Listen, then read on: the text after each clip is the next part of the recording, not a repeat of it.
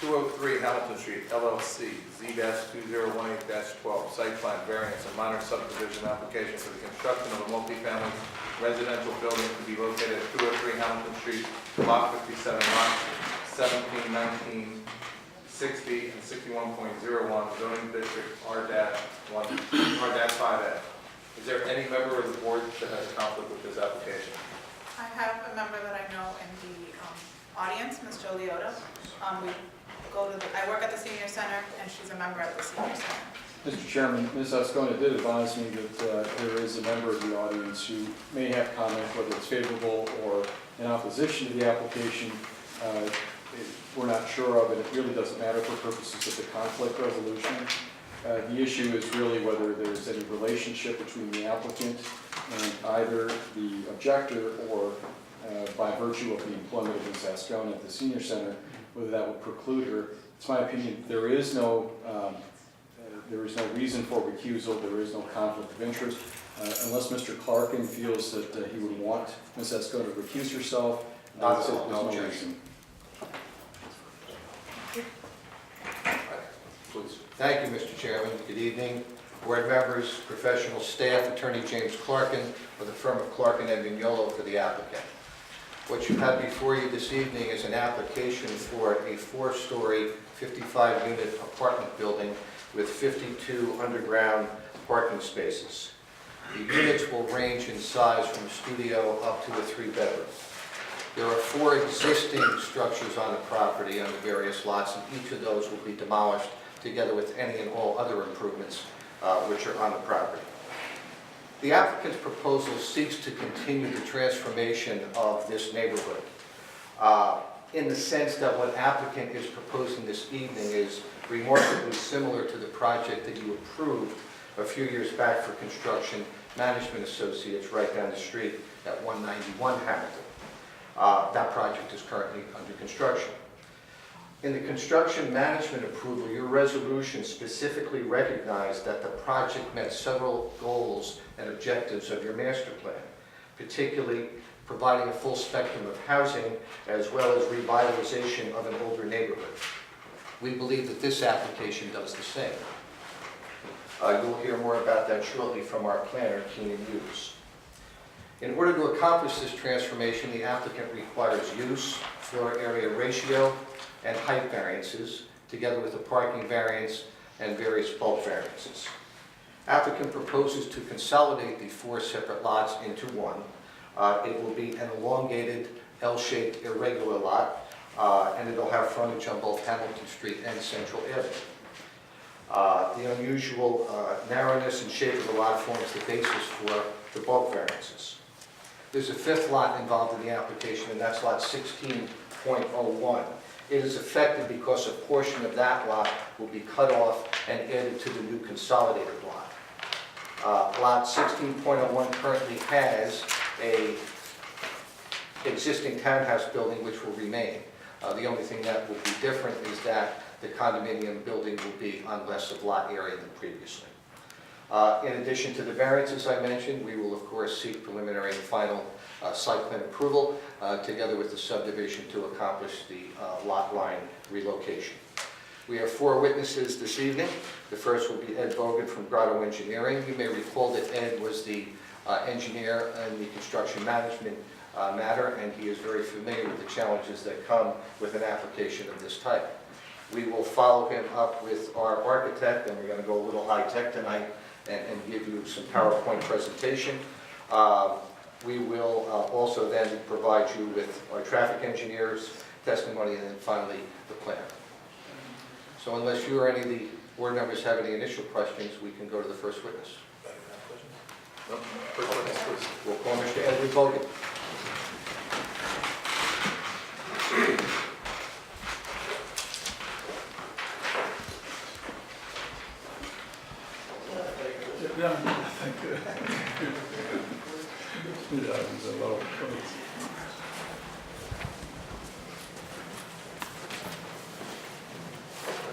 Sorry.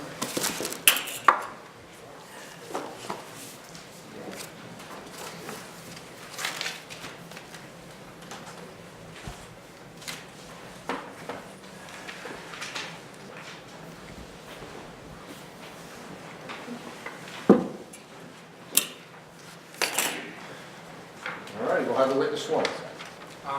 Please say your name, spell your last name. Edward Bogan, B-O-G-A-N, You said B-O-G-A-N. B-A-N. Okay. Do you swear or affirm to tell the whole truth and nothing but the truth? I do. You may proceed. Mr. Bogan, since the last time you appeared before this board, have your credentials changed at all? They have not. I am older and wiser. Then they've changed. For the better. So we'll accept it once again, Mr. Chairman, as an expert in the field of engineering. Yes, you will. Wonderful. Ed, did your firm prepare the plans that accompanied this application? Yes, yes, I did. Okay. I would like to pass these out. These are the same image you're going to see tonight, but Let's do this. First things first, the larger board, all right, other than the coloration, is it exactly the same as that was submitted with the it's a application? slightly larger scale and the notes have been taken out, but the layout is generally the Want to same. mark it or not? So for convenience, let's mark that as A1, and this is just for convenience for the board to look at, so they don't have to scroll. Okay? Prepared by your office or under your direction? Yes. All right. And then we'll pass around the 11 by 17 sheets, which are easier to Want to deal do with. this one as well? Yes, let's do that one as well. This is a colorized rendering, again, of the site plan and the landscaping plan. A2. A2?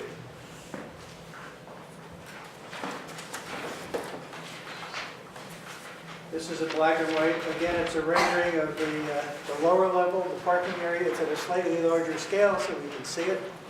E3? Sure. Has it changed since, It's just enlarged. an eighth version? Yeah, that's it.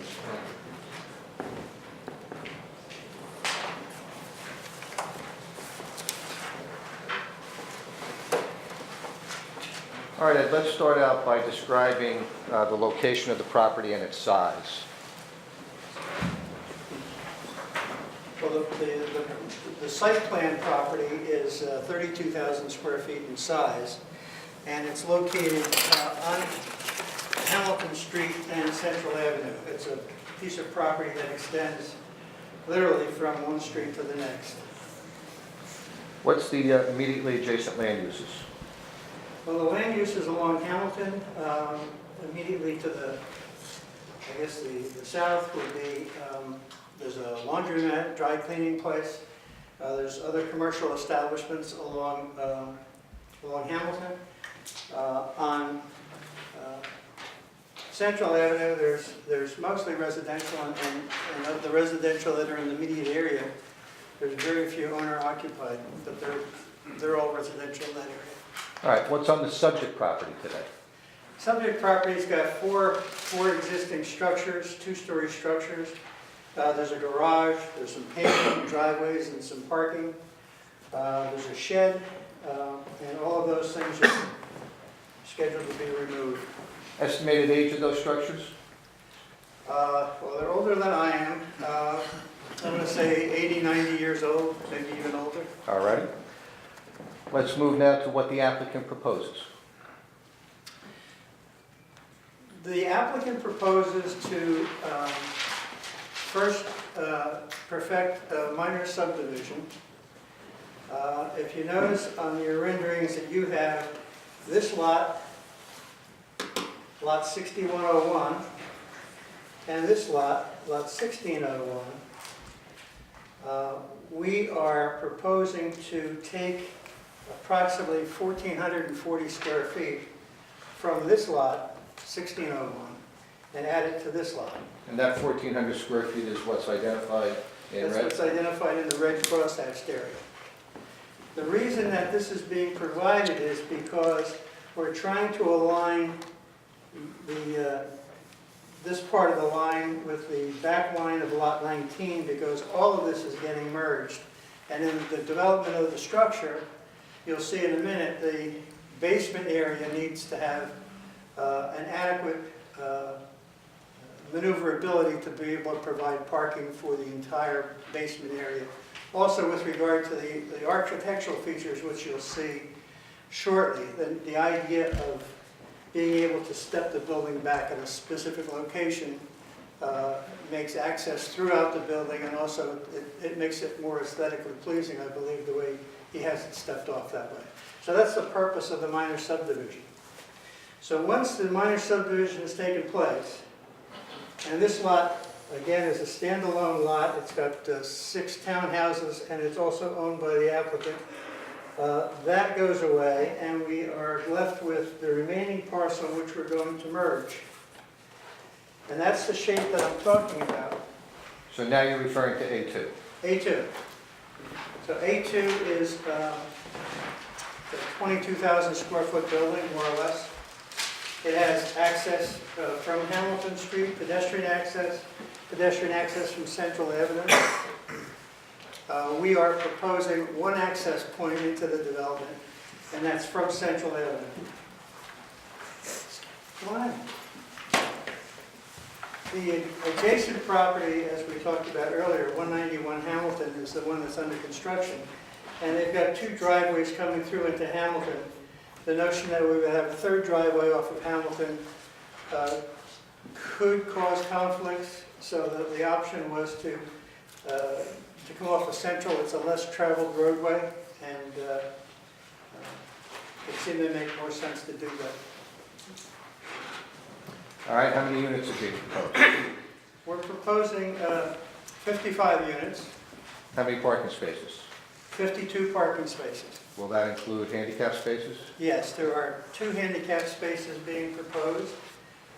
Ceiling height's going to be 8'2", so that the entire basement area will be accessible to vans as well. And this is a 4-story, 5-level building?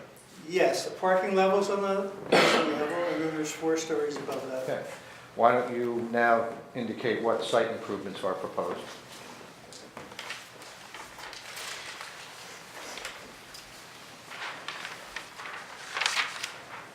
Well, we talked about the access coming in off of Central Avenue. Let's identify the parking area. And you'll see that the significance of being able to grab that additional piece of property allows this circulation to occur so much smoother. And once again, you're now pointing to Exhibit A3. I'm pointing to Exhibit A3.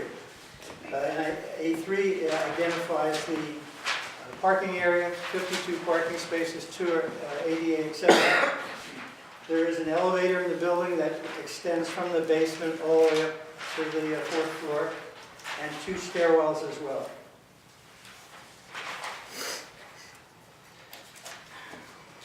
With regard to, I'll go through this list, stormwater management, the site currently, generally, slopes in 2 different directions in terms of grade. It actually does slope, almost splits the site, some sloping towards Hamilton, and the remainder sloping towards Central. So we actually created 2 separate drainage areas and 2 separate stormwater management systems. There's an underground detention system located off of Hamilton, and there's also one located off of Central, and they operate 2 separate systems. We have a couple of retaining walls on the property. Part of what we do here is that everything is on one level. Everything is at one level from Hamilton to Central, although Central and Hamilton are 6 feet apart in terms of elevation. So the task here was to be able to provide a level floor area throughout, ADA accessibility for both streets, and also respect the grading that takes place on the adjoining properties. And in order to do that, you have to introduce, on occasion, retaining walls. You can't really go onto somebody else's property to grade their property the way you would prefer it to be. So we construct retaining walls in those areas to match the neighbor's property so that we can construct whatever improvements we have to do on our side. And when I talk about retaining walls, we're only talking about a couple of feet, 2 or 3 feet at most. And then, of course, driveway coming down into the building is a retaining wall, because this is at street level and this is going into the basement.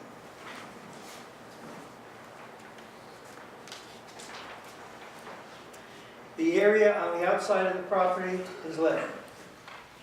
It's lit with a fairly efficient lighting system. There are some decorative lights. There are some that are post-top, pole-mounted lights that are decorative in nature. There are lights that are used to provide access for pedestrian use. And then there are a few lights around the building that we use just for security purposes. But the interesting thing about this lighting is the wattage. Everything is LED these days. So these are all 5 and 6 watt light fixtures. And they're located in such a way that they're all, except for the post-top lights, of which there are only a few, they're all down lights. So that as you're walking along the sidewalk, the lights are shining on your feet. They're not shining anywhere else. And in addition to that, the property is bordered by a 6-foot-high board-on-board fence. So the lighting that is adjacent to the buildings is at eye level, mounted on the building. Therefore, with the board-on-board fence in place, there's no spillage onto the adjoining properties, which is another benefit. We have lighting in the underground parking area? There's lighting in the underground parking area, and it's substantial. There's, I think, 22 fixtures or 27 fixtures that are used to locate and identify and illuminate the parking level. While we're speaking of the parking level, are we proposing any security cameras? I am aware that the owner is intending to provide a security system in the parking area, cameras and other things that are necessary. Also, the notion that the access to stairwells would be secured by a swipe card or some other recognition. Can you touch on landscaping for a moment? Landscaping. We have landscaping along the frontages, both on Central Avenue and then on Hamilton. We've got it located along the street side, and we've also got it in planters in and around the pedestrian access points on Hamilton and Central. We also have some street trees that we've added, and also some lawn area that buffer some of the side yards. And we also have an open space area adjacent to a multi-purpose room, and that's going to be somewhat buffered with some landscaping as well. How are we going to handle garbage and recycling? This site will definitely have garbage. So what's being proposed is currently there'll be a trash room in every floor and a trash room located on the first floor and connected by chutes. The trash is brought down into the trash room, and it's stored in containers, and twice a week the containers are then wheeled out down the sidewalk and then kept into an enclosure that we keep for staging, so that on the trash day the trash is here and ready to be rolled out to the trash company. It's a private hauler, and it's typically two pickups a week, and ideally we'd like to have them there at both hours, and it usually seems to work out. No freestanding sign is proposed, correct? No, we have no, our site plan doesn't identify any signage at all, and there's no freestanding sign being proposed here. Mr. Chairman, board members, any signage that we do on the facade will meet all of your ordinance requirements. Thank you. With respect to curbs and sidewalks, what are we doing? Well, we're actually constructing sidewalk access to the building from Hamilton Street. We have obviously the main entrance, which is a series of steps, and also an ADA ramp, landscaped and buffered, that gets us access into the main part of the building. You can also access the building through the south, through the side, into a stairwell area, and you can also access it into another stairwell area on the other side of the building.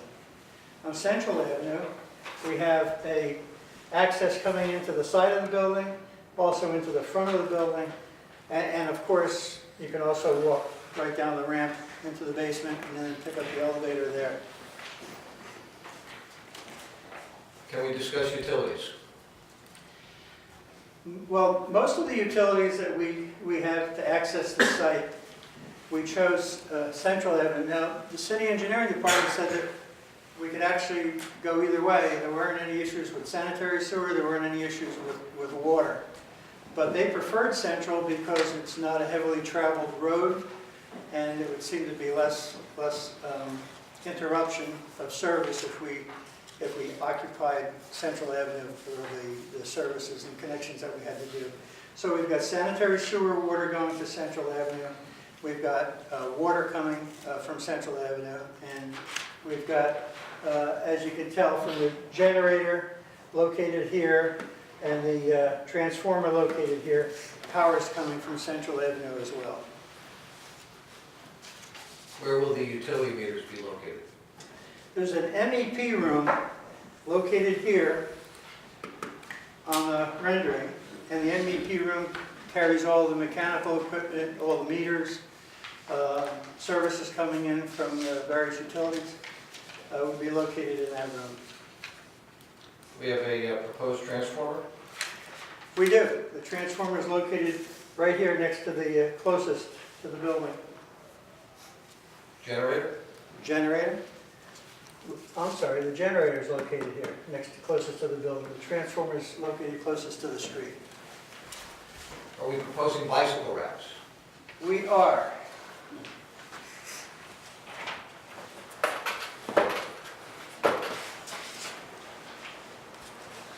It's interesting, depending upon the development that you do, sometimes they're very popular and sometimes they're not, but we provide them, and more often than not, they're used. We located them generally near the stairwells. So we've got one rack here, and we've got another one over here, and then we've got a section of crosshatched area. We've got another bike rack located here. And which exhibit are you referring to? This is A3. Okay. We provide a loading space. We do. I saw Mr. Carley's report. There's a thing about the loading space.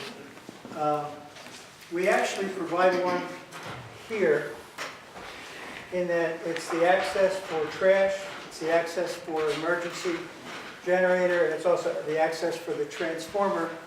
Any other time of the day or night, it's also access for people moving in that want to be able to back into here and use that for loading and unloading.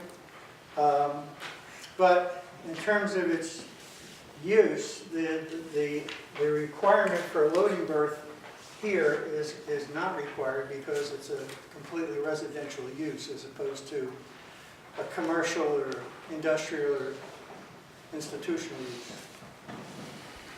But yes, we do provide an area where residents can load and unload. Did you work on a calculation to establish the building height? We did.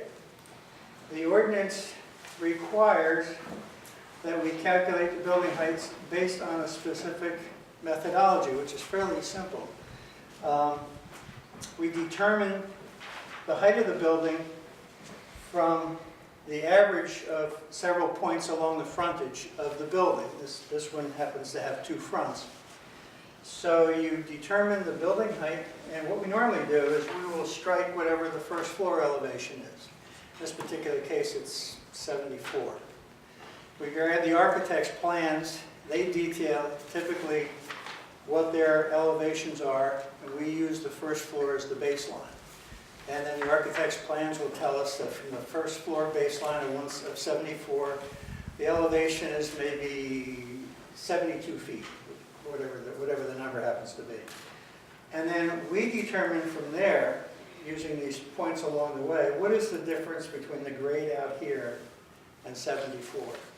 And then we do the calculation so that the grade determines the baseline, and we go to the peak of the building, or the highest point in the building with chimneys set aside. And that's how we determine and calculate the building height. This one happens to be 55 feet. 0.36, Exactly. okay. With respect to your stormwater management requirements, can you go through those for the board, please? Because we are adding more than a quarter acre of impervious surface to the site, which we are classified as a major site plan in terms of stormwater management. So there's three things that you have to do, not only in the ordinance, but it's, if this was a project requiring a state permit, you'd be doing the same thing too. In terms of stormwater, you've got to retain or control a certain amount of runoff and compare that to pre-development runoff rates to ensure that you don't add additional runoff from the site as a result of your development. And there's several different ways you can do that.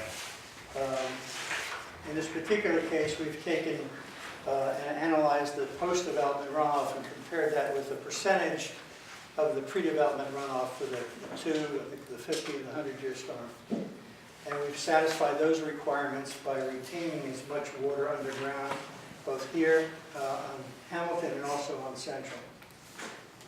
The second thing you have to do is you have to be able to ensure that the water is clean.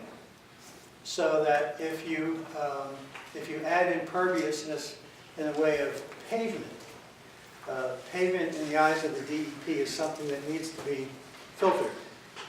So therefore, if you're adding pavement, we would be obligated to provide some sort of a filtration system for the stormwater that we're putting out on the street.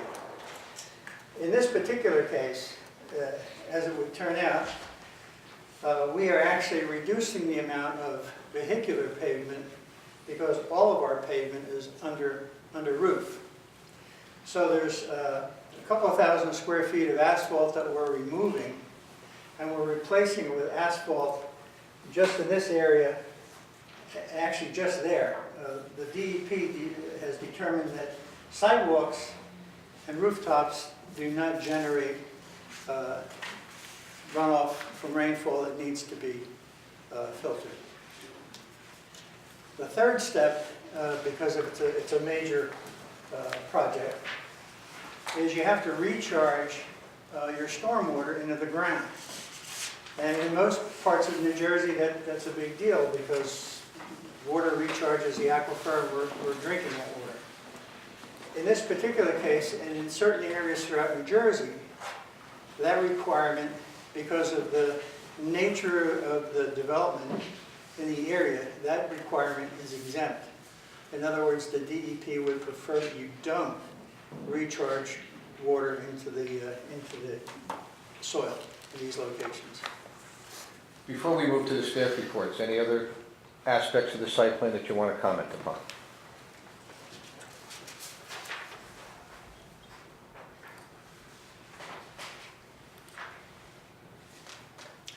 No, I just think you had touched upon the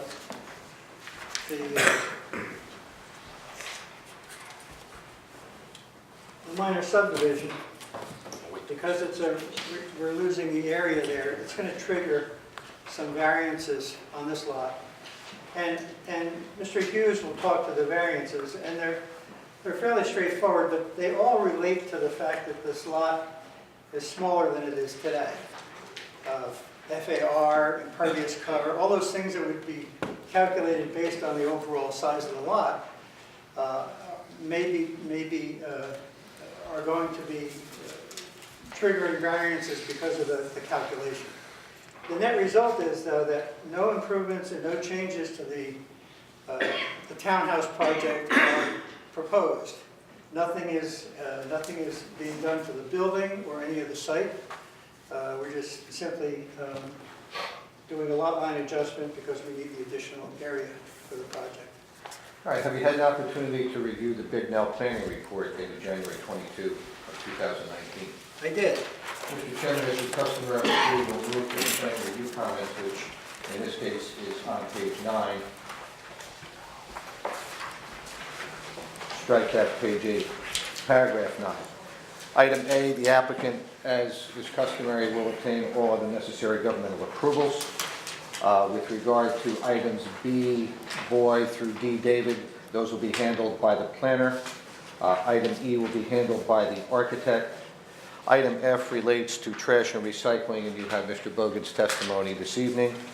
With regard to item G, how will we handle the tree issue, Ed? Typically, what we would do is identify the trees that are being removed, and we pay into a tree fund. Not we, the applicant. All right. With regard to item H, concerning bike racks, we have Mr. Bogan's testimony. I through J will be handled by the architect, and item K will double back and will be handled by the planner.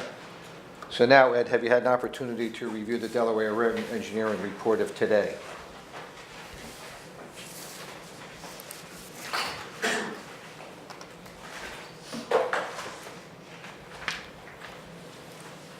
Yes.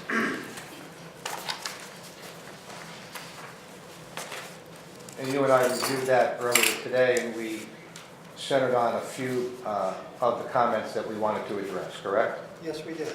Item 2.04 would be the first one.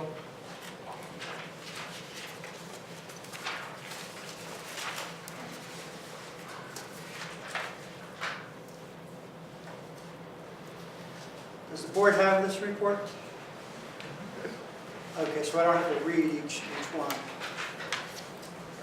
2.04 concerns a roadway and pedestrian easement. Yes.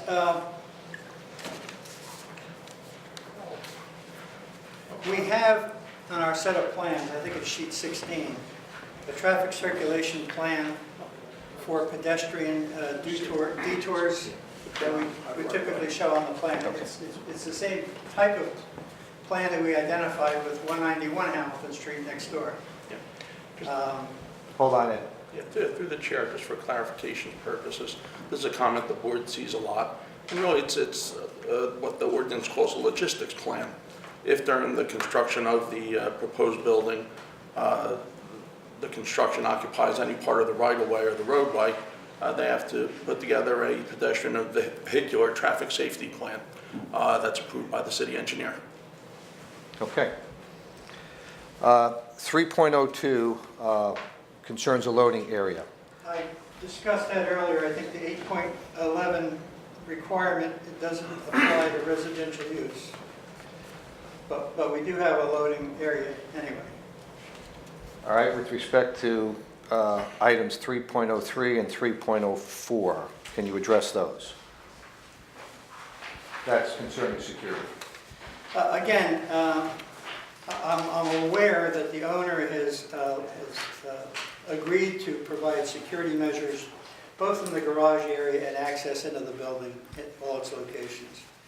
I don't know to what extent. I understand that there's going to be cameras and that there'll be secured access for residents in and out of the building. How about 5.01 and 5.02 concerning lighting? Well, Mr. Carley, I have to apologize. My lighting program doesn't take into account the fact that there's a 6-foot board-on-board fence between the light fixture and the ground. And I think we can make some adjustments to it, but for the most part, the light fixtures are low, and the board-on-board fence is either at the same level or even in some cases higher than the lighting fixture that we provide. Yes, through the chair. Generally, the light fixtures along the, I'll call it the north and south face of the east and west faces of the building are 6 to 9 feet. That's their mounting heights. And as Mr. Bogan related earlier in his testimony, there's a proposed 6-foot high board-on-board fence along both lines. And so I tend to agree with him. It's just that his lighting plan does show a light spillover of to the extent that you can produce an exhibit that accurately reflects what you're proposing.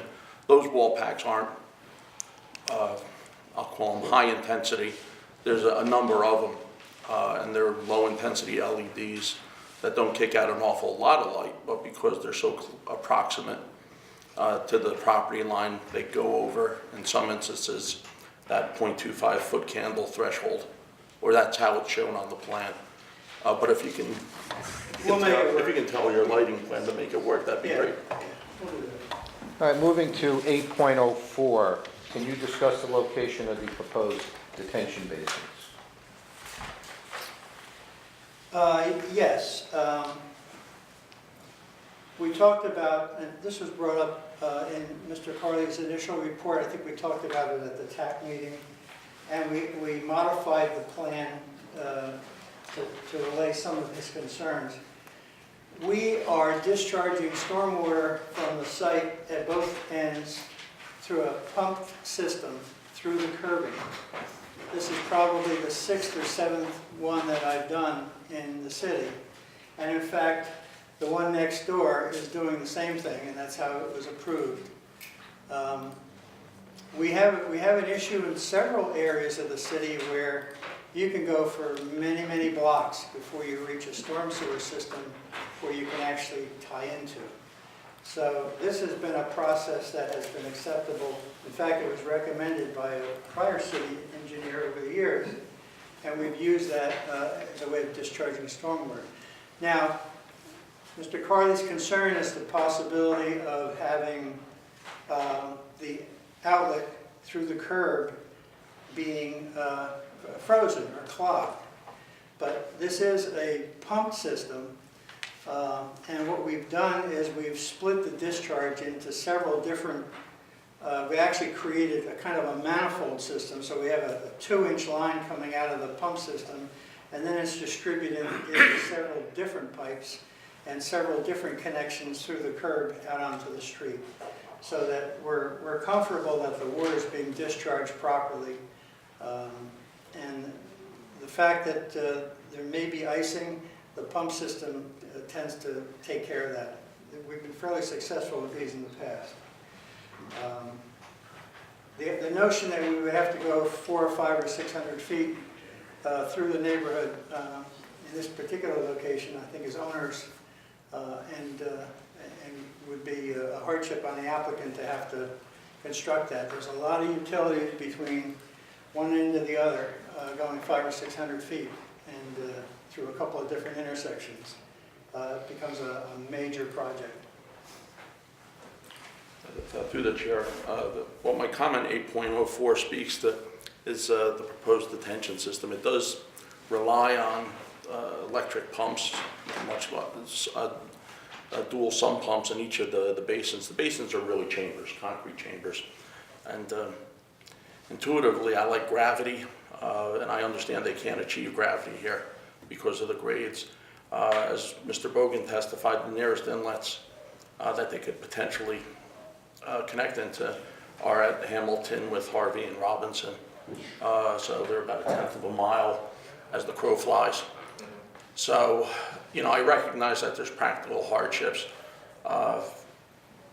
Just relative to stormwater management, that's more editorializing than actionable. I just, you know, I prefer gravity and dumb stormwater systems, not things that are complicated and over smart. I think by necessity, the system that Mr. Bogan proposes would work. It's just, it's a complicated system, that's all. Moving on to 8.05, that concerns drainage maps, and we will comply with that request as a condition of approval. I think there are some drainage maps already in the drainage report. 8.08 is the proverbial blue roof comment, and Mr. Bogan, did we consider any blue roof features? We looked into it, we talked about it amongst the design team and the owner, and we opted that that was not something that we would care to do. Not particularly feasible and cost effective. Yes. With regard to water and sewer reports, 9.01 and 10.01, we can comply with that as conditions of our wholesale approval.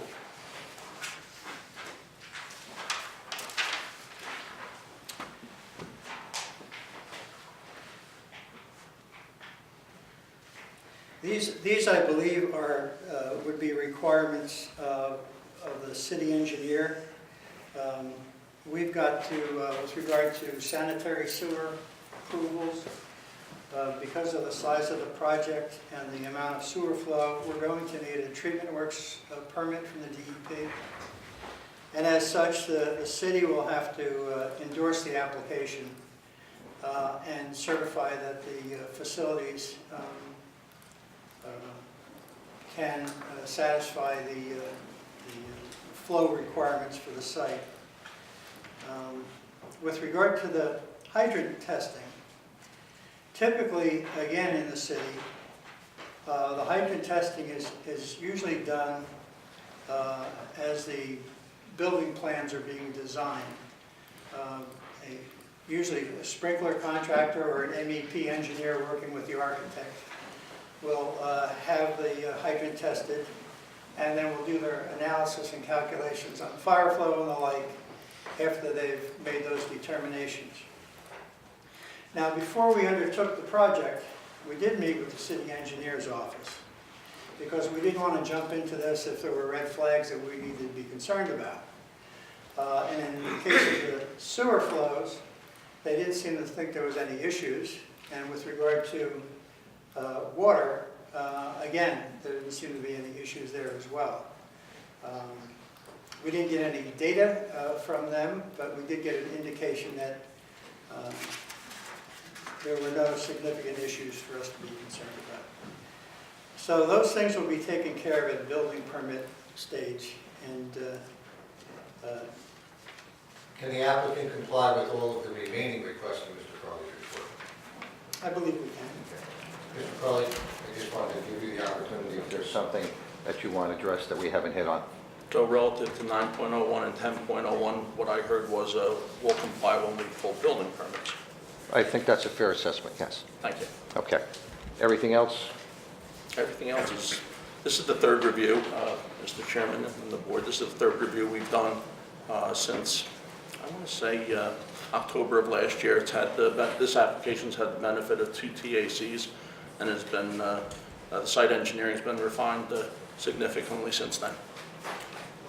Mr. Chairman, that concludes his direct testimony. He's available for your questions. Any member of the board have any questions for Ms. Evans? Seeing none, your next witness, please. We'll call our architect.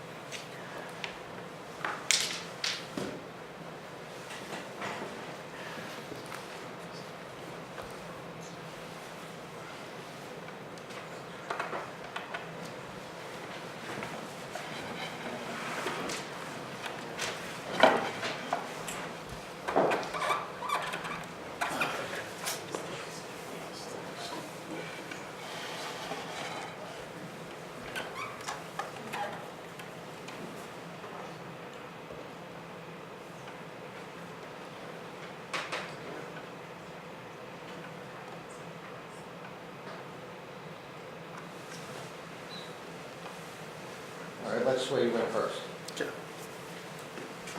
Please state your name, spell your last name. My name is Obiora Agudosi, Agudosi, O-S-I. Do you swear or affirm to tell the whole truth and nothing but the truth? I do. You may proceed. First, can you give the board the benefit of your education and experience, please?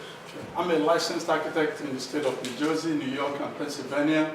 I have practiced architecture for over 32 years. I was on the State Board of Architects for 8 years as a board member, as well as the president of the New Jersey State Board of Architects.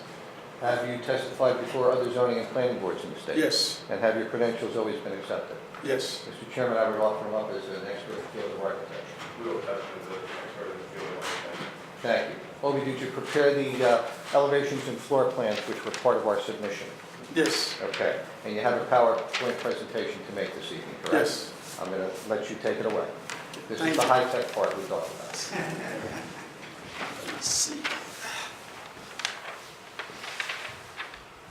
And the lights shut down? Yeah, okay. Just a little bit open.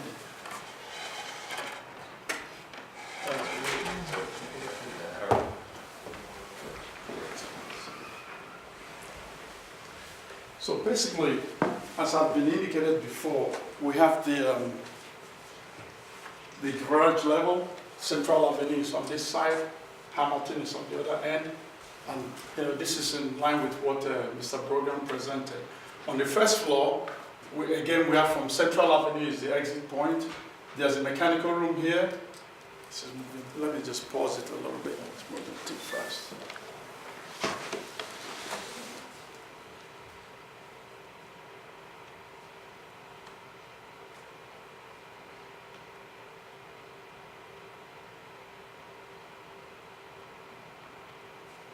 Mr. Chairman, while we're waiting, we have a flash drive that we will submit to you, and we can include it as an exhibit.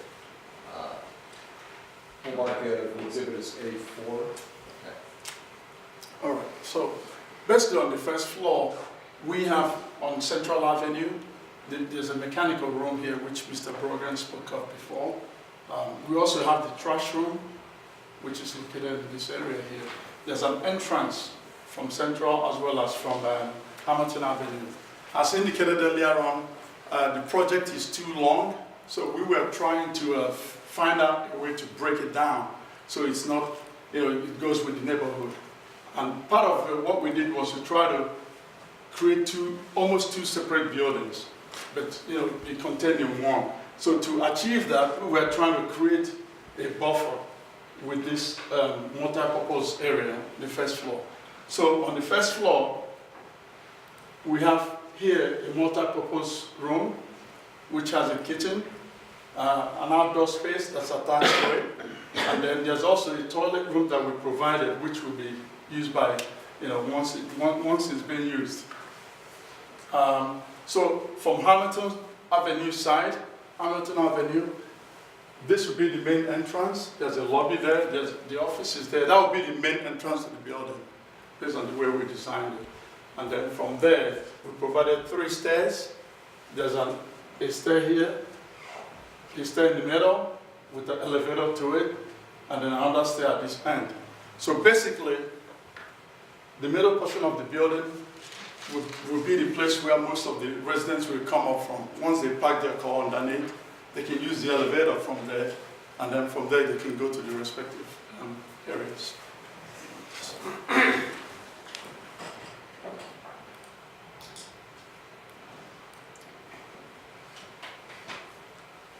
So on the second floor, as I indicated, again, once you come up to the building, there's a laundry room which we are providing on each level. So each of the residents will be able to have access to that laundry room. Again, the trash room is here, and we are providing a trash chute that goes all the way down to the first floor. This area here is the area where we're trying to create a separation between the two buildings. And there'll be an outdoor space. The building that's currently on the site now, also has an outdoor space, but it's also on the other side of our building. We will see it as we move forward. So on the second floor, along Hamilton Avenue, we have a 3-bedroom with an outdoor space, patio, private patio on that side of it.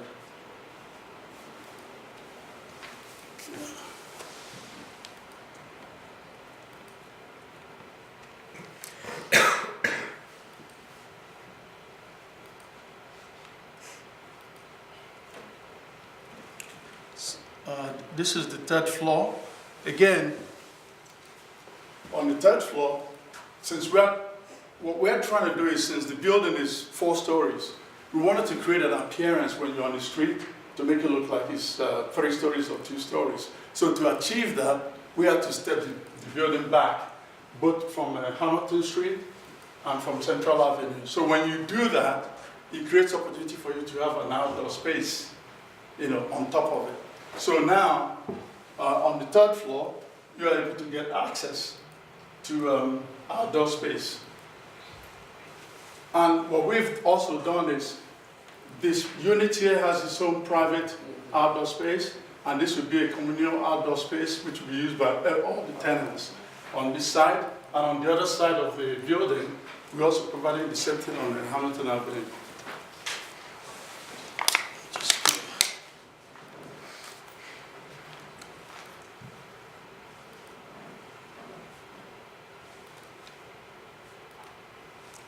So again, the fourth floor continues. Again, now we end up with just the units on the fourth floor. The trash room is here. It's stacked so that you can use a chute on it. Here we have 2-bedroom unit. We also have a stair here, and the elevator, and the laundry room is at the middle. And we try to provide the laundry room in the middle so that each of the units, each of the tenants can access it to the middle. What's the bedroom mix? Huh? What is the bedroom mix? We have a mix of studios, 1-bedrooms and 2-bedrooms, total of 55 units. 2 of those units are 3-bedrooms, and I think we have about 30 2-bedroom, 1-bedrooms and 22 1-bedrooms.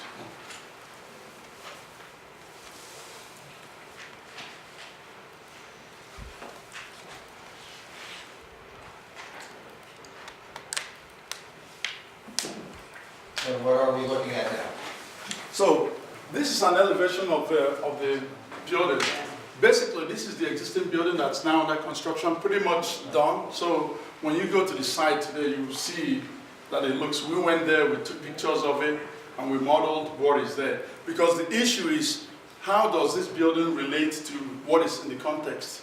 So in order to understand that, we went out and we did this, we did the survey, we put the existing building there. And you can see, this is the proposed building. This is along Hamilton Avenue. So, and this is the building that is being built there. So, and again, from the street side, you see there's, you can see 1, 2, 3, but this is actually 4-story because it's because of the recess that we pull the building back. And this elevation is actually, because all the drawings that we using a Revit, which is a modeling tool that we use now to do architectural work. So it's very real. Everything is realistic. So this will be the view that you will see. How does the height of our proposed building compare with the building that's under construction? Well, the building that's under construction is higher than ours. I think it was like 69, something like that. We're like 55. So, and you can see from looking at it that, it's much more substantial than what we have.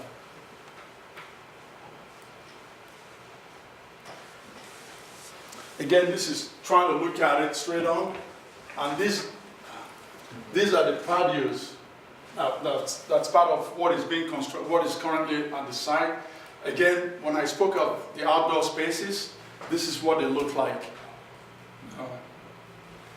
This would be common outdoor spaces. Common outdoor spaces. Yeah, this is the one that's between the 2 wings of the building, because we wanted to create that separation, between the 2 buildings. Now, this is a view of it looking from up, so you can see this. That's the outdoor space there. And on this portion of the slide, we're trying to show you what Central Avenue looks like, how you feel the space. So this is the current laundry room, and this gives an idea of the interior spaces. Unlike most of the developments here, this particular project, the floor plans are very generous. So, and you'll be able to, the rooms are much big. So that's exactly what kind of feel you will get in that space. So this is a bedroom. And again, this is the Central Avenue. That's the entrance to the garage with a gate that comes up. So now we're looking at Hamilton Avenue side, what it looks like, how it feels. This is the laundry room, and the one that is currently built. Again, our building is recessed from the street, so it gives it, relief from the street. As you walk this is how you're going to experience it with the ramps that we provided. Also, this touches on the height issue that Ed spoke about in terms of how we have to deal with 6-foot difference in height. So this is Hamilton Avenue looking at this street. That's that balcony, the outdoor space that I spoke of. And this is the common outdoor space on top.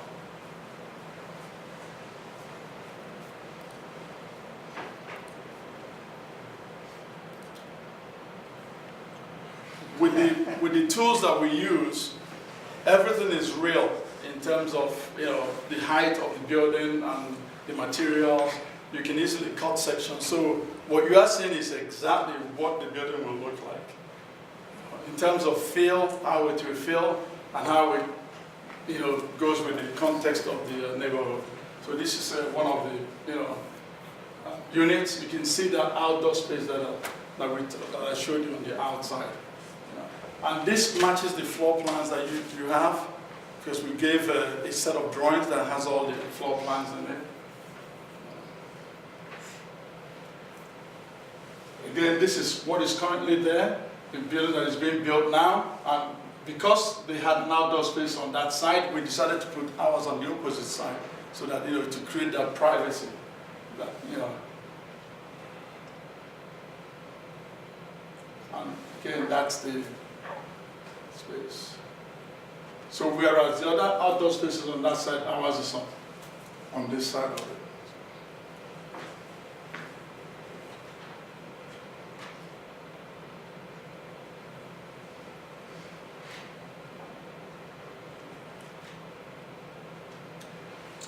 Basically, the exterior material of the building will be a combination of a brick and precast fiberglass materials that we will use.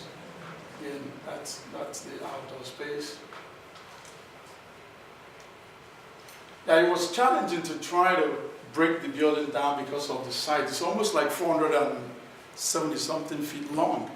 And the issue is, how do you connect the two and still have a presence on Central Avenue and have a presence on Hamilton without trying to make one of the other, without trying to make one of them the only major elevation. So that's what it looks like.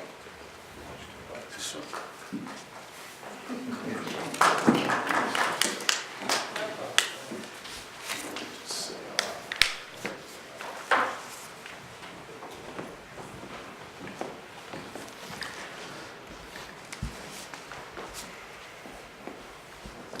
All right, can you tell the board where the mechanical units will be located?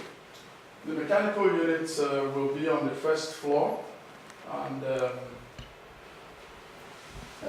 I'll just let this play now.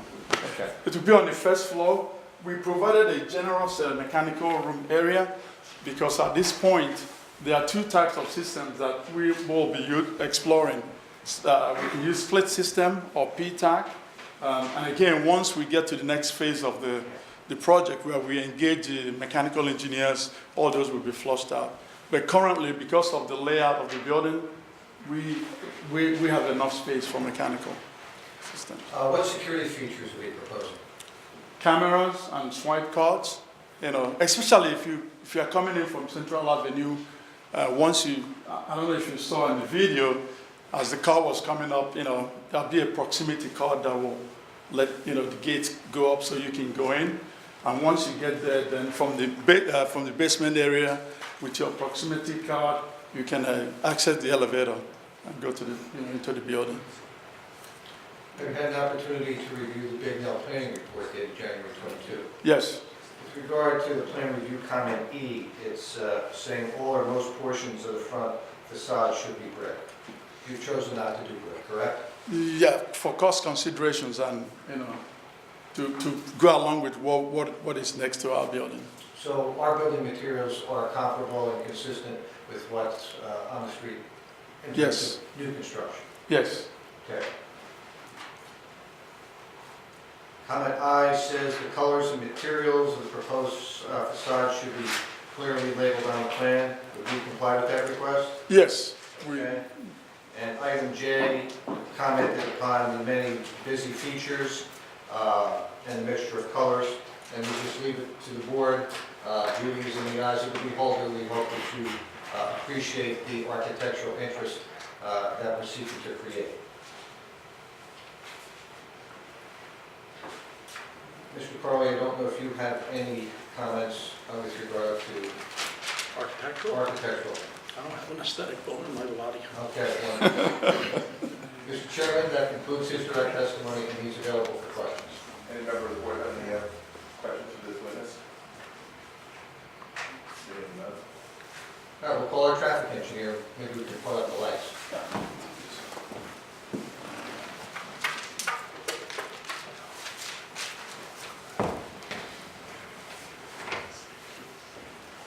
Please state your name, spell your last name.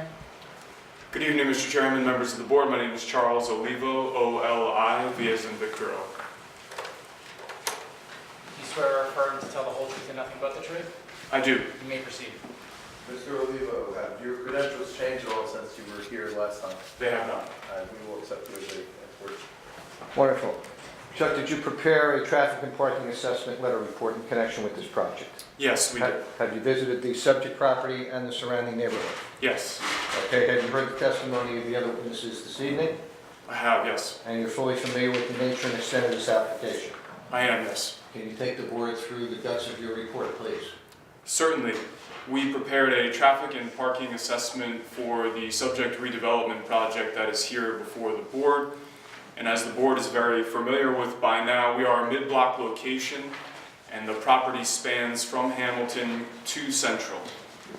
In the existing condition, when we're looking at the traffic infrastructure, the driveways to and from the subject property, which is an assemblage of numerous properties that create this project that spans between Hamilton and Central, there are actually 4 individual curb cuts located overall on the subject property, of 2 on each frontage. And so as part of access management to the site, each individual property has an in and out 2-way driveway located on each of those subject parcels. What we're proposing as part of the subject redevelopment plan and the program here is to consolidate the vehicular access to and from the property. Sidewalks will continue to be provided on both of the frontage for pedestrian accessibility. Along both of the frontage roadways, you do have bike lanes or sharrows, the shared bike and vehicular access and circulation along the roadway system. And as part of the access management plan in the proposed condition, there will only be vehicular access as you've seen on the site plan and as part of the architectural renderings as well on Central. So Hamilton is the busier of the 2 roadways in terms of the frontage of the property. Your access will be 2-way into a garage with 52 parking stalls provided for 55 residential units to be part of this redevelopment program. This is a modern redevelopment program, shared amenities, shared engineering infrastructure, stormwater management, which is essentially not on the subject assemblage as you see it today. So all of those utilities, stormwater management will be combined and will be done so in a modern way, certainly of this time, as you've heard from the site engineer and the architect as well. In terms of a traffic assessment, what we look to is the Institute of Transportation Engineers Trip Generation Manual. And this is essentially the industry standard that we look to determine the amount of vehicular traffic, pedestrian traffic coming in and out of a residential project such as this. And when we look to the Trip Generation Manual, which is an assemblage of many studies of built and operating residential projects, the peak hours are what we've assessed within the traffic and the parking assessment. Now, typically your peak hours are the 60-minute windows during the highest times of traffic throughout the course of a typical week. And those peak hours fall, generally speaking, during the weekday morning, which is known as your commuter rush period, also during the weekday evening and the Saturday midday time periods. So during the weekday, that generally spans from 7 a.m. to 9 a.m., 4 p.m. to 7 p.m., and then on Saturday from 11 a.m. to 2 p.m. When we look at the potential trips generated to and from the access point on Central as part of this redevelopment project, we are looking at on the order of 20 trips in the morning, 24 trips during the evening, and 24 trips during the Saturday peak hour. Now, just for a sense of scale, the ITE handbooks, as well as, generally speaking, the Department of Transportation, most of your counties and municipalities throughout the state of New Jersey, typically look at a threshold of about 100 peak hour trips. Anything more than 100 peak hour trips is typically something that warrants study because it could potentially impact a driver's ability to travel through the roadway network or the street grid system that you have here. And we are at approximately a quarter of that threshold. So you can get a sense of the minimal traffic generation associated with a project like this. And that is without taking the credit for where we are. If we pick this project up and put it in the middle of the suburbs of Somerset County, it would likely generate more vehicular use and more traffic. So we look at the environment of transportation that we're located within. The city has excellent public transit, whether it be the shuttle buses that run through this area that take you to the train station. The train station is an excellent train station, providing travel and mobility throughout the course of a typical day. And in addition to that, you have a very walkable environment. And the reason that you have a walkable environment is because you do look at relaxed standards for parking.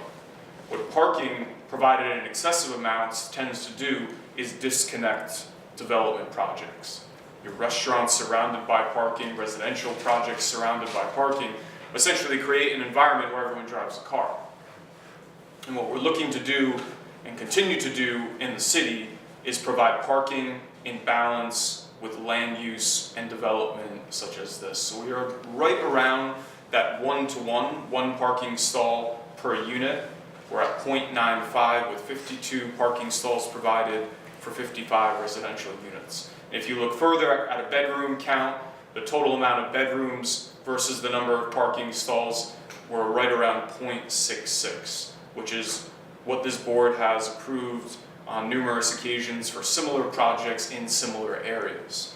And by applying flexible standards to parking, what we do is we shift the choice to not owning a single occupancy vehicle or a passenger car and create more opportunities for walkability, particularly in environments similar to what you have located here at 203 Hamilton Street. The proximity to the university, train station, places of business, places of commerce, restaurants, retail, all within this area, within walking distance, requires a lesser need for a passenger car or the ownership of cars. And if you look at census data within this area, about 46% of your commuters use a different means of transportation other than the single occupancy vehicle. Walking, biking, train usage, bus, all of those, carpool, car sharing, all ways to travel without owning and parking a car. So from a traffic assessment perspective, looking at the traffic associated with the project, we would expect there to be minimal trip generation associated with the site. We would not expect a significant adverse impact to the traffic infrastructure, roadways or intersections, driveways located throughout the area. In addition to that, we recognize that we are below the RSIS standard, but RSIS is not a one-size-fits-all parking standard. In fact, within RSIS section 4.14C, it talks about alternative parking standards that may be adopted in areas that are well served by public transit, that are walkable, that have places of interest in close proximity to subject redevelopment and development projects, which is exactly where we are here within the city. From a parking perspective, the 52 parking stalls would be expected to be sufficient for the 55 proposed residential units. Thank you, John. That concludes his testimony. He's available for your question. I have a couple questions. One is, all right, so right now there's 4 curb cuts between Hamilton and Central Avenue, correct? That is correct. Obviously, the 2 on Hamilton Street will be eliminated, but how many will there be on Central? 3? There will be one. Just one solid one that goes Yes. for the parking lot and the... I'm sorry, there is a loading area there, which I would generally call that shared, so almost 1.5 in that area, yes. Infrequent use for the loading. The only other thing would be, will they be willing to give up all parking permits that are, would be generated from the city if needed? Yes, Mr. Chairman. Thank you. Anyone else have any? See you next residence. We'll call the last witness, Keenan Hughes.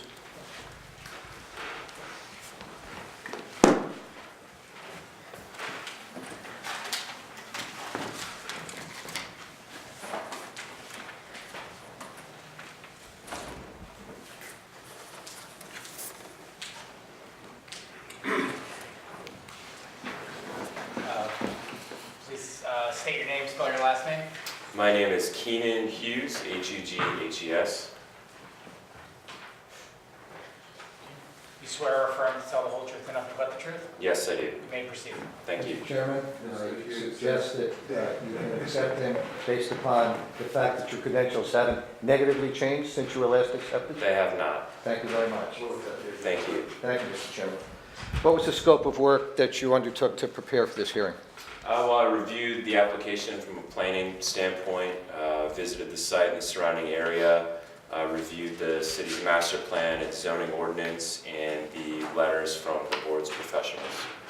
And you're very familiar with the application, and you've heard all the testimony from the other witnesses tonight? Yes. Okay. Can you please review the zoning compliance issues and the variances? Sure. This property is located in the R5A zone, so we do require a use variance as the mid-rise multifamily residential use is not permitted. Because it's a use variance, there's a number of other variances that sort of flow from that. So that includes an FAR variance, height variance, and then several bulk variances related to setbacks, building, and impervious coverage. And all of those are set forth in the Bignell Planning Report dated January 22nd. Can you justify these variances? I can. Please do. With respect to the use variance, we need to satisfy both the positive and the negative criteria. On the positive criteria, the test is really, is this site particularly suitable for the proposed use? And indeed it is. And I would start by pointing out that the master plan identifies a need in New Brunswick for a full spectrum of housing options that accommodate a wide range of housing and lifestyle choices, including non-student rental housing. The land use vision in the master plan also calls for the enhancement and appropriate redevelopment of older residential neighborhoods with residential development that complements or enhances the neighborhood. So this project is consistent with that stated desire for multifamily housing and high-quality new buildings, rather than some of the overcrowding that results from conversions of 1- and 2-family homes into multiple dwelling units. As the architect pointed out, there is a variety of housing units provided in this project, and it is particularly suitable for this site. First of all, the site itself is of a sufficient size, notwithstanding the fact that it is very irregularly shaped. It's 32,000 square feet, which greatly exceeds the minimum required in the zone of 5,000 square feet. And that really allows for the majority of the building to be sort of pushed into the center of the site. So the height, the more intensive portions of the building are focused in the middle, which mitigates some of the potential impacts on the surrounding area. This is also a mixed-use context. It's not just that there are multifamily uses in the vicinity. As was pointed out, the 191 Hamilton project is located immediately adjacent to the east. There's also to the rear on lot 16.01 an existing higher density townhome / multifamily use. So the more intensive residential uses already exist in this area. And there's also a number of commercial uses along Hamilton Street. In fact, the C1 zone is located immediately to the south on Hamilton. So this is somewhat of a transitional area between the C1 and the R5A. It's also walking distance to jobs, transit, and of course educational institutions. And Hamilton Street, in my opinion, is in need of some revitalization, particularly in this area, as it does represent somewhat of a gateway into the center of town. And the 191 Hamilton project was an excellent start, and this sort of continues some of that momentum in terms of redeveloping this area. So the grant of the use variance would advance purposes A, E, and G of the municipal land use law. Purpose A, by providing new housing that will appeal to a variety of New Brunswick residents. Purpose E, in that the density that is proposed is appropriate to provide this new housing with enclosed on-site parking. And then purpose G, as this is a very appropriate location for this use due to the locational characteristics that I just referenced. And as for the negative criteria, there's no substantial adverse impacts from the proposed multifamily use. As I pointed out, this is a use that already exists in this particular area. The proposal is consistent with the policy directives for housing in the 2011 Master Plan Reexamination Report, which promotes neighborhoods that provide convenient, functional, and attractive housing, and also states that there should be a variety of housing choices that address neighborhood housing needs. So this is a somewhat unique location within the R5A zone. At the edge of it, along Hamilton Street, it is a site that's been assembled. It's large enough to accommodate this use. So the grant of the use variance can be reconciled with the fact that the R5A does not permit the mid-rise multifamily use.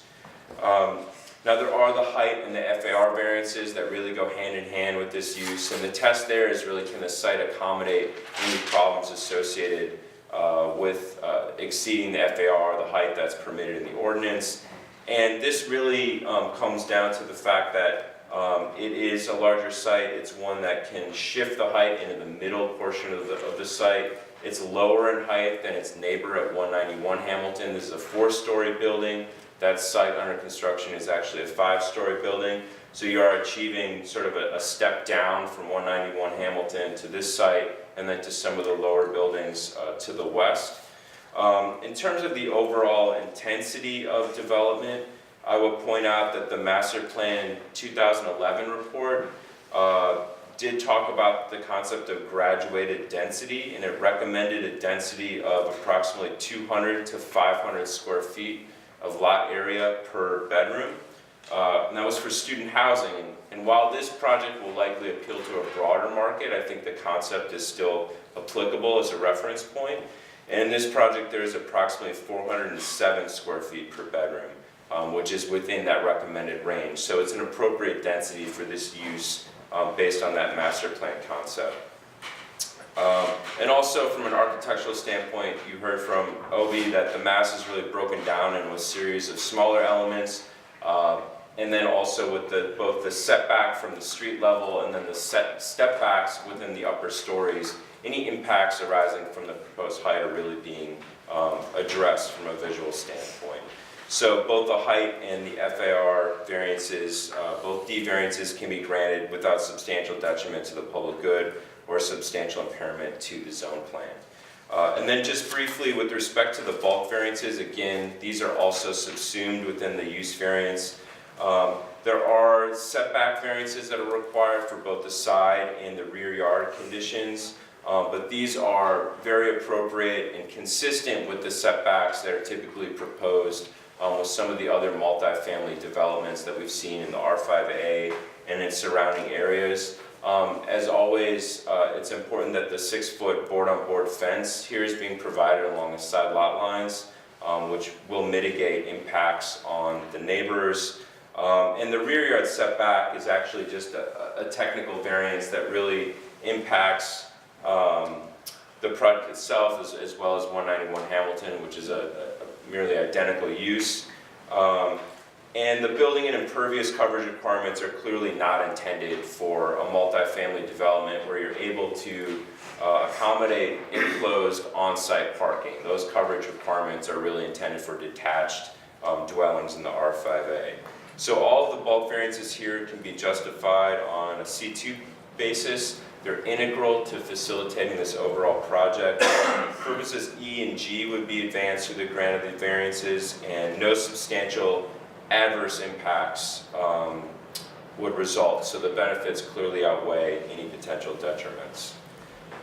You heard from Mr. Olivo about the parking, and as it relates to this location, I would just reiterate how the parking requirements in the city are based on the statewide RSIS requirements, which really don't acknowledge or respect some of the locational characteristics of a walkable urban setting with transportation resources.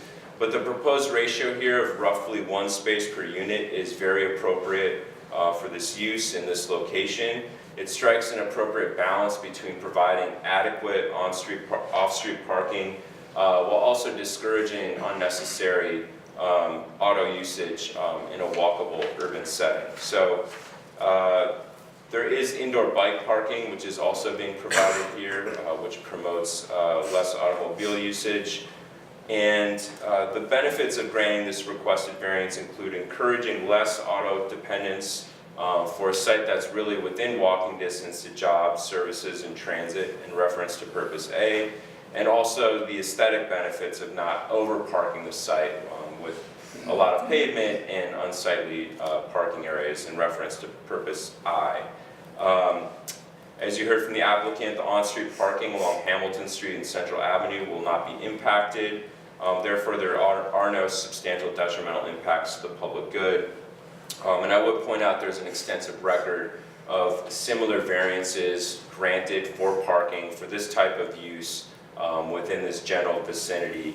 And so this project is very much in line with that. And for all those reasons, the applicant is providing an acceptable level of parking, and the board can grant the requested relief based on the positive and negative criteria C2 justification for that variance.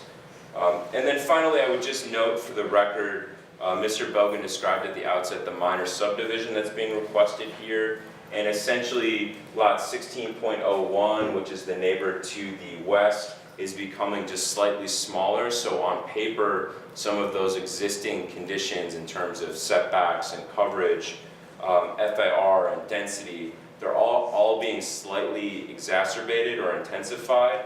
But from a physical standpoint, the only change that's occurring is just the slight reduction within the rear yard of the lot 16.01, which is being consolidated with the proposed property as part of this building.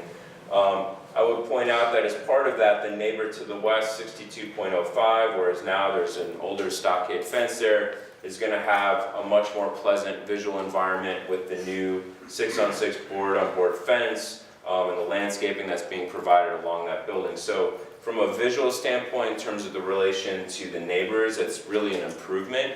And as it relates to lot 16.0, we're talking really about what I would call technical or paper variances that really do not cause any substantial adverse impacts to the area. So I think all those variances could be granted on a C2 basis as well. Thank you, Keenan. He's available for questions. Any member of the board has any questions? Mr. Chairman, that concludes our direct case. I may ask you to address the board again, depending upon the public comment. Sure. Mr. Chairman, just for clarification purposes, on block 16.01, what are the variances that are being requested so I can note those? For 16.01.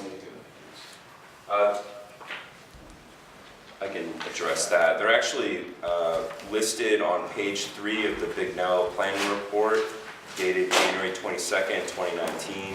I'm in agreement with this analysis. It's under section 5B, that table. So we have building coverage, impervious coverage, FAR, minimum lot size per unit, density, and minimum open space, minimum open area standard.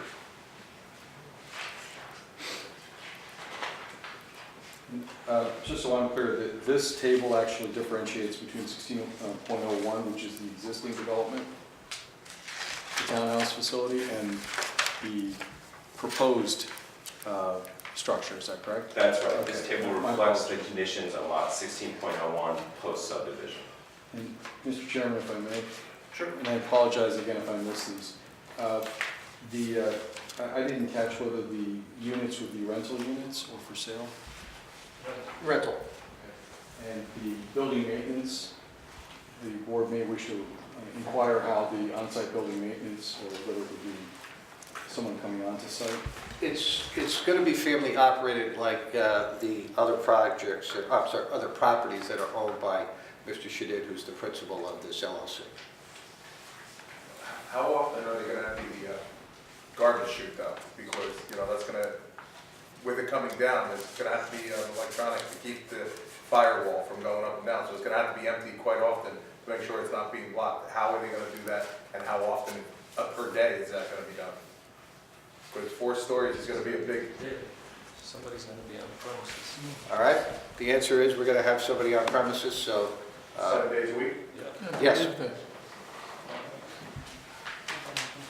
Mr. Chairman, also, I didn't catch how many bicycle storage units or there would be and how the bicycles would actually be able to access that garage, since it's a proximity door. The cars would be in that proximity, would probably have a fob, and it would open up as they get there. I'm not sure how the bicycles would be able to access that area, how many bicycle storage units there would be. Which one of my crap staff is going to take this one? You're over our skis. It would probably be some sort of a fob type of arrangement that would allow pedestrians, because it does sort of make sense that if we have bike racks in the basement, that we should give them access to them. So yes, we'd have some sort of fob that would handle that. And how many bikes can be, Just a ballpark, I think we've got about 30 down there now, 10 in each location. okay. That's probably more than ample. And Mr. Chairman, the only other, normally what we do is the garbage collection. If it's being done by a private hauler, the board should consider asking if the applicant would agree to bring out the garbage on the morning that it's being collected and immediately bring the receptacles that are brought out for collection back inside. That's certainly acceptable as a condition of approval.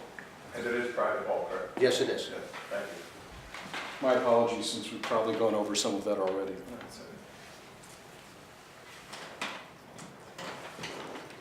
Anyone else have anything? No. All right, seeing at this time, I'd like to open up to the public. Anyone from the public wishing to have comments or concerns, please come forward. Carmen Nestis, one of the owners of 205 Hamilton Street. I think it's going to be a great thing for the neighborhood. Excuse me, sir, we have to swear you in. Oh.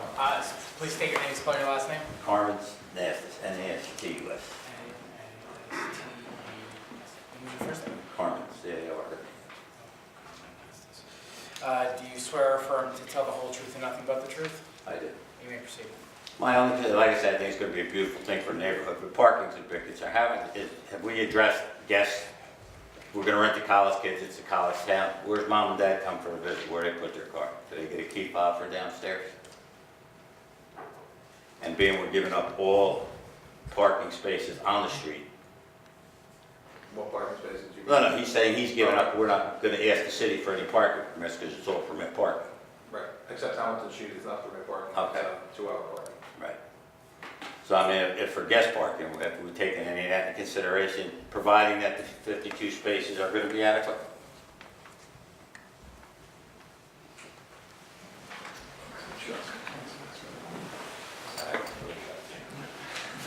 I can address it. Okay.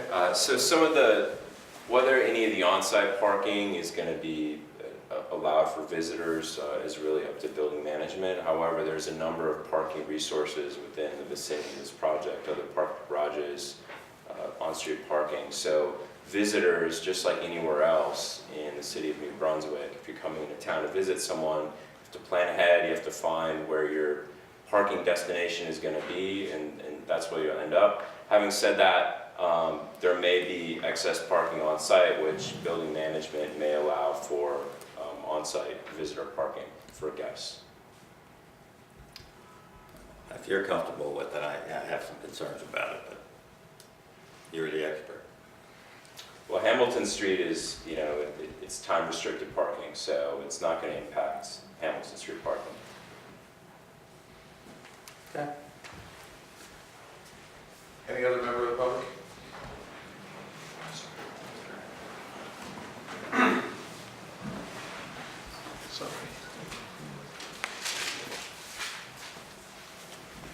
Please state your name, spell your last name.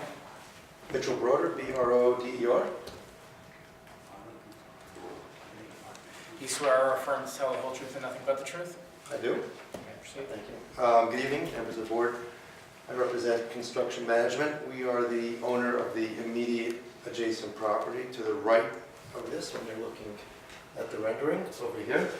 I will say that the proposed building is, in my opinion, it's beautiful. It has, well, I'm not going to take credit for this, I'll say it has a lot of the details I think that we've employed next door, but that's a good thing. I think the rendering could have done a little better job with our building, although we're not done with construction yet. And I can assure you when we are done, it will look as beautiful as the proposed building. One comment about having this many units in this area, contrary to what you might think, I actually think it's a good thing. This is a healthy competition, and that's what this will be. This area will become known as a hub for housing. This is a hot spot, it's a good area. And I have a point of contention with our planner from tonight, commenting that Hamilton Street is in need of some redevelopment. I believe that the entire Hamilton Street can use redevelopment. It's just a main thoroughfare coming in from the south. And the more projects like this, I think the better. Now, in full disclosure, I'm biased because I truly believe and I know firsthand that if my neighbor invests time in his property, and if my neighbor invests money in his property, it's going to maintain and stabilize and improve my property value. So I am biased. But I do believe that that concept holds true throughout the city. So it's not just me and our property, okay? It's for the entire neighborhood and the whole city. So I think this is a good project, and I would urge you to support it. Thank you. Thanks. I have no questions of this witness. Any other member of the public?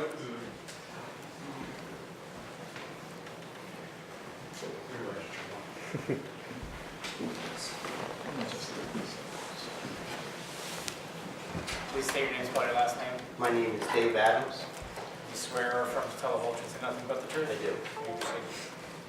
Good evening, members of the board. I represent College Crossings. We just did the Nielsen Crossings approval last month. I think this is an exciting project. As Mitch just indicated, the redevelopment of this area is so important. You see what's going on in Franklin Township. You see what's going on with the new building. This is an intermediate redevelopment in the area. Our city is growing. It's growing quickly and it's growing fast. And we need to keep up with the infrastructure of the city with new housing, safe housing, correct housing. This way we could bring more people into the area that want to live here. Not just students, but regular people as well. I think it's a great project. And again, I'm probably biased too. I have my whole heart into this city. I love this city. I want to see it perfect and I want to see it develop. And I think this is a great project. Thank you. Anyone else in the public?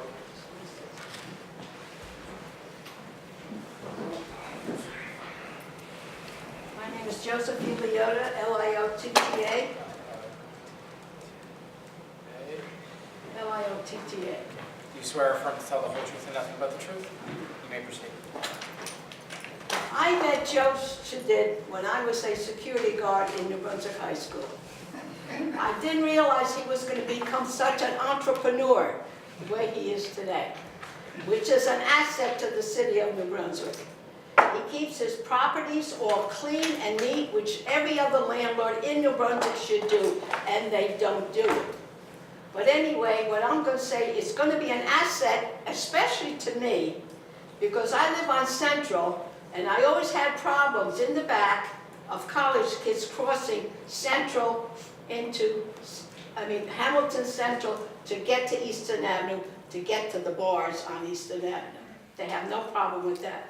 But the only thing now, like I said, it's going to be an advantage to me. When they build there, it will be a blockage from them cutting through like they used to do. So it will be a great asset. Because cross my fingers on that.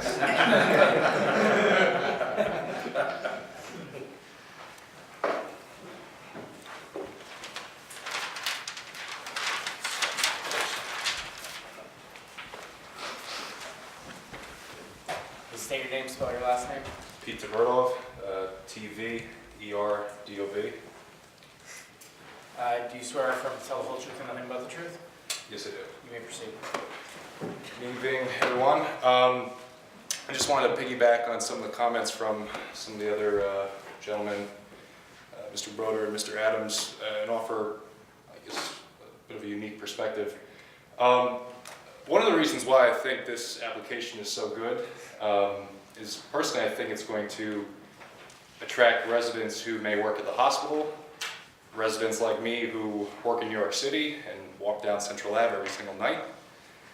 In turn, I think what that can do is all of a sudden you start having some people in the neighborhood who have a little bit of disposable income, which therefore would help, especially some of the commercial businesses right across from Hamilton Street, which could attract other commercial businesses and offer a diversity of activity in the neighborhood. So I think that's a major plus. I'm not going to shower Mr. Shadid with compliments because everything everyone's said I also agree with. Great guy. We need more like him. So anyway, I think it's a great project, and again, I think what people don't realize is it's actually going to help the commercial businesses that are across the street on Hamilton Street, and they might not even know it yet. But between this project and Mr. Broder's, I think that's going to offer a unique change to the area. Thank you. Anyone else from the public? Charlie, come on up. State your name, spell your last name. Charles Cradwell, K-R-A-T-O-V-I-L. Do you swear or affirm to tell the whole truth and nothing but the truth? Yes, sir. You may proceed. Thank you. Good evening, members of the board. Wanted to thank you for the great presentation. I enjoyed it. I did want to note, just for the record, you've been allusions to the owner is Mr. Shadid, who I see sitting there. Is the owner of the neighboring building involved in this project in any way? Who's the neighboring building? The one that's under construction now? You can ask him right here. Yeah. No, okay. So it's not a, okay. Hey, Charlie, put the questions towards the You got it. chair so that we can not have a free-for-all, okay? Okay, yeah, no, that was really the main question, because I did want to understand about the parking. I don't have it here, but the 50-some spaces underground. I heard the testimony. Is the board convinced that that's going to be enough for 55 units? Like, about how many beds would there be in the building? Could be over 100?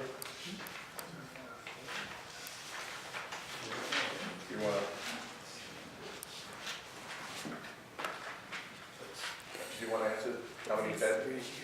If you do the math, there were 33 one-bedroom, 22 bedroom, and 3 3-bedroom, or 2 3-bedroom. Yeah, 2 3-bedroom. So 79. 79. 79, thank you. And for the record, how does this compare to the neighboring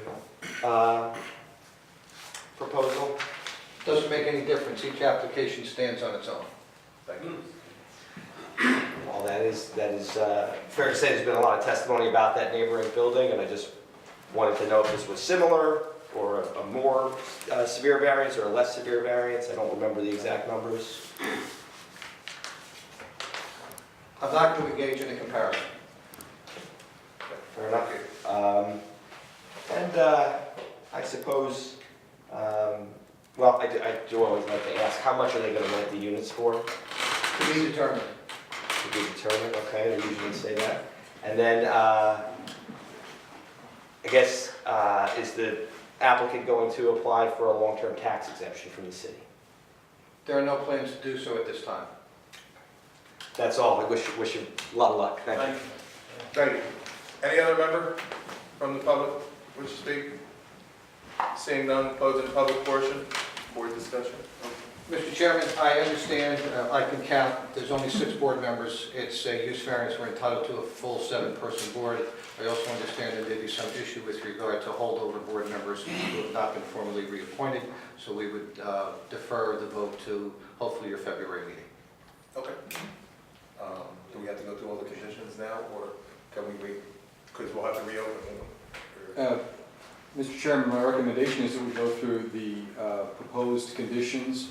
If the board wishes to engage in colloquy, I'd ask that they, or discussion, I'd ask that they wait until the next, when there's a full complement, so that there could be an open discussion, so there won't be a need to open it up again to the public. Okay. And I would ask that there be no further notice or publication for the next meeting. There won't be any notice required. Thank you. Also, just the way that I said it, it sounded like I was trying to foreclose the public from commenting. The purpose is also the board would not need to entertain new testimony from the applicant at that point either, so I want to keep it fair.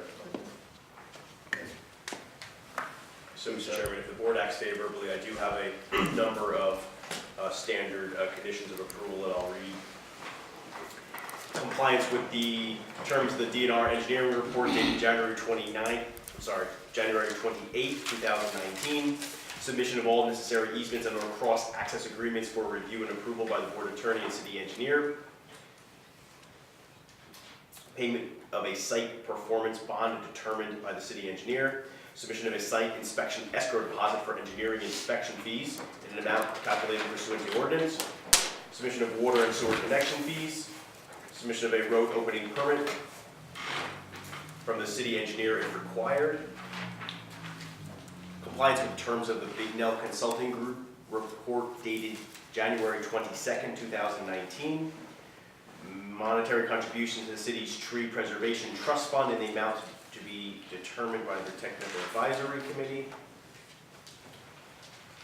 Planning escrow funded for all anticipated post-approval reviews. Payment of any other fees due to the city of New Brunswick related to the development or the use of the project. Payment of any outstanding taxes, water or sewer fees. Middlesex County Planning Board approval or waiver.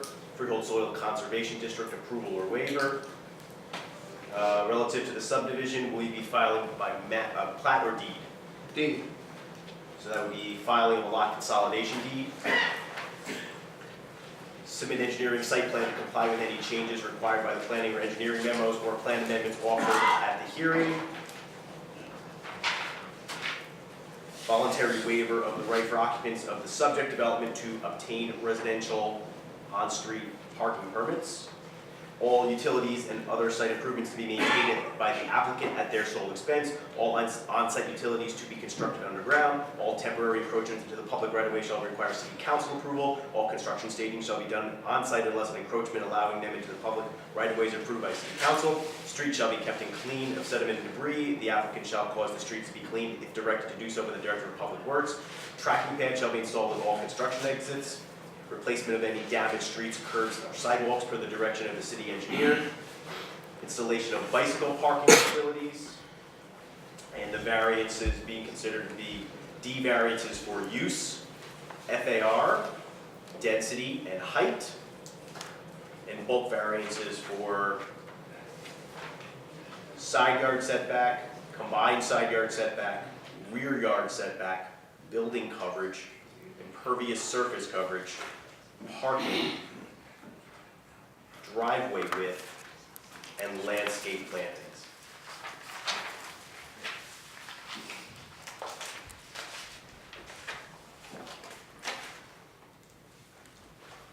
So now we have to have a motion to carry this to the next meeting? Is that how we do it, or? Just a public announcement that would be carried to the next meeting for a decision by the board. As of now, at the request of the applicant, we will be holding this over till our February 25th, 2019 meeting at 7:30 p.m. Thank you very much. Thank you.